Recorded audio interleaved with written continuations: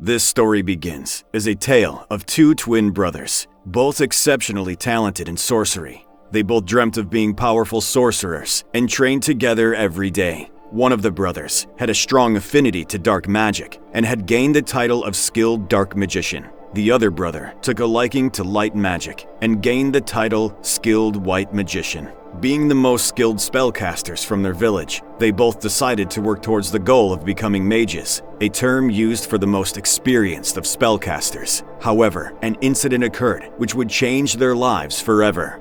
One dark and stormy night, a buster dragon descended from the sky, a dragon known for its ability to bring chaos and death to those it encounters. Mounting whatever defenses they could, the two brothers did their best in order to protect the ones they loved. However, to no avail, as the dragon burnt the village down without mercy. Its evil, power-hungry aura left the people paralyzed only to be consumed by fire moments later. Realizing the futility of facing the dragon, the dark-skilled magician took his brother who was willing to die to protect the village and fled, saving their lives from destruction, the only two to survive the dragon's wrath. Even though his intentions were in the right place, resentment grew between the two brothers. The skilled white magician believed that they should not have run and felt like his brother's cowardly actions doomed their friends and family. And for the first time in their lives, the two brothers went their separate paths. The skilled dark magician still loved his brother and never wanted to part ways with him. He knew there was no going back and gave the skilled white magician a parting gift. An ancient spellcaster artifact that if he ever needed him, this would summon him no matter where they were. The skilled white magician, who could never forgive the incidents which occurred in the village, let the anger and hatred consume him, letting go of the title of magician forever, and instead taking a different path, a path of a warrior. This path would eventually lead him to take the title of Buster Blader as a promise to himself, as he vowed to be the one to destroy the Buster Dragon. His brother would go on to take the title of Dark Magician, an ultimate wizard in terms of attack and defense. The Buster Blader defeated many dragons on his journey. Upon realizing that dragons had a natural defense against sorcery, he took up the blade in order to effectively hunt and kill dragons. But no ordinary blade was good enough for the Buster Blader. He went to the best blacksmiths he could find and forged a sword in dragon fire, which grew stronger after each dragon it had slain.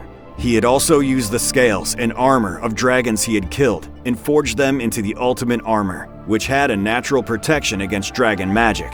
The Buster Blader's name became well known around the lands, a feared warrior, a killer of dragons. The Buster Blader's power grew until the day came when he believed he was ready to slay the Buster Dragon, the one that destroyed his village all those years ago.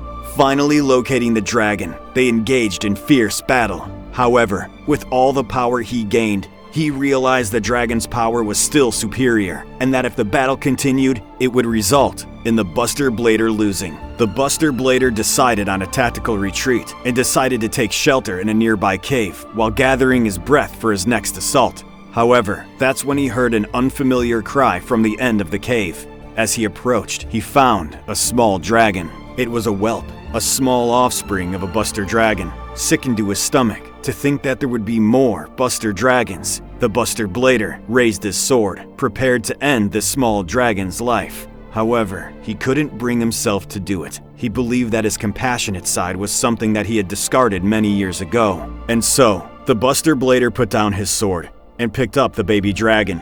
The baby dragon was smiling and laughing the whole time. He couldn't comprehend how this baby dragon can grow up to be a killer, and on his better judgment, he took the dragon and decided to raise it himself. However, escaping with the baby dragon was a different story, and when the Buster Dragon realized that the Buster Blader had possession of its child, it became even more furious, and the Buster Blader managed to barely escape with their lives. As the whelp grew, it formed an attachment to the Buster Blader. Thinking of him as a parental figure, the Buster Blader didn't mind. As he had been alone for such a long time, he enjoyed the company. As the Buster whelp grew older, they started going on missions together, to the point where Buster Blader gave the Buster whelp a sword of its own to aid in combat.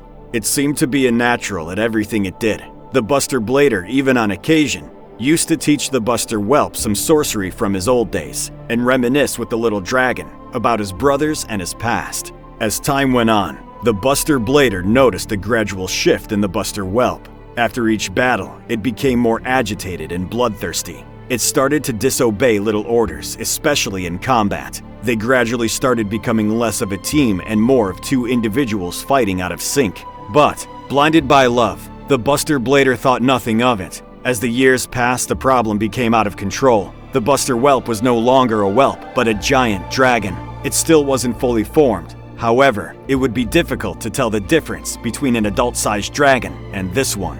On their next mission together was where everything went wrong. They located a dragon attacking a village in the next town over, and like usual, they stopped it in its tracks. Against a trained dragon slayer and a Buster dragon, there wasn't much that could stop them.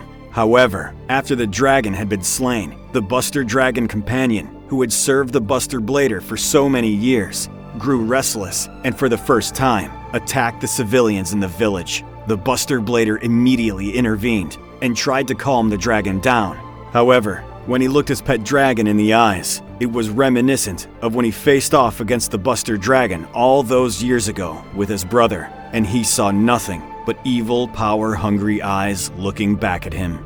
He knew what he needed to do, but wasn't sure if he was strong enough to do it. He had to face his partner in battle, and as the battle proceeded, he became more and more confident that he had lost his friend. Most of the attacks he was blocking were lethal ones, which had the potential to end his life. Not like when they used to train together and pull their punches. With sorrow in his heart, the Buster Blader gave one last look at the dragon, which he had raised from a child, and ended the Buster Dragon's life. And the sword which he had gifted the dragon so long ago clattered to the ground. The Buster Blader was heartbroken. He had no choice but to kill his friend, and as it lay dying, he pet its head like he did when it was still a baby. With a heavy heart, the Buster Blader, in honor of his friend, used the blade he had given the whelp. He now had nothing to lose. He was alone once again. He only had one goal left, which was to destroy the creature he believed was responsible for this entire thing. The original Buster Dragon. The one who was responsible for the deaths of his friends and family. The one who was responsible for his separating with his brother. The one who birthed the monster that took over his friend's body. Knowing he was potentially heading to his own death, he went to face the Buster Dragon one last time. He had become a lot stronger than he was when he last faced off against the dragon. But also, so had the Buster Dragon. And once again, the battle seemed like it was coming to an end. And the Buster Blader welcomed death. But just in that moment, he saw a bright white light. It was the spirit of his friend, the Buster Whelp. He had come to help him when he needed it the most. The spirit of the Buster Whelp entered into his body, and suddenly, he felt an immense power surge from the inside of him, and he started to transform into Buster Blader, the Dragon Destroyer Swordsman. With this mighty power, it only took one swing of his sword to decapitate and finally put an end to the Buster Dragon's reign of tyranny. Guys, if you enjoyed this video, go check out my other lore video on the Red Eyes Black Dragon, and don't forget to like and subscribe. Until next time.